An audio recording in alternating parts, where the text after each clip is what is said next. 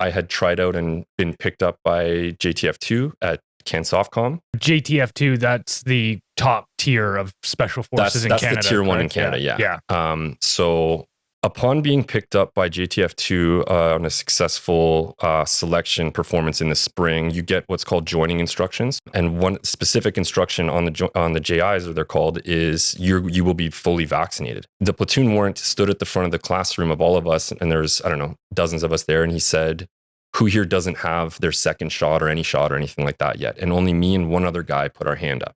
And he looks at you and says, go to the med tent right now and get it.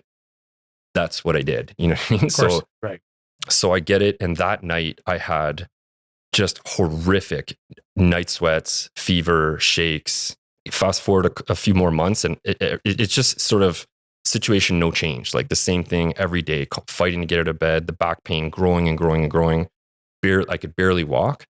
And I sort of begrudgingly drove myself to the military hospital in Ottawa, where I sort of limped into the emergency sort of triage area, where the nurses kind of recognized this. And I can't remember the fellow's name, but I think he knew what I had, and he sent me immediately to the ultrasound to confirm it. And that's when they said, like, you're on blood thinners right away. You cannot go back to work. This is actually quite dangerous. Luckily, it was below my knee.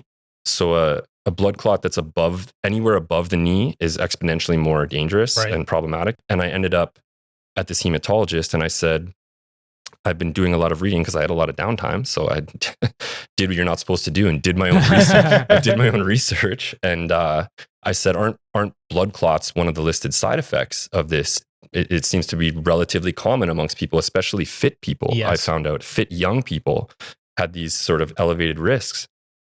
And the doctor said to me, and I'm quoting directly, stay off Facebook.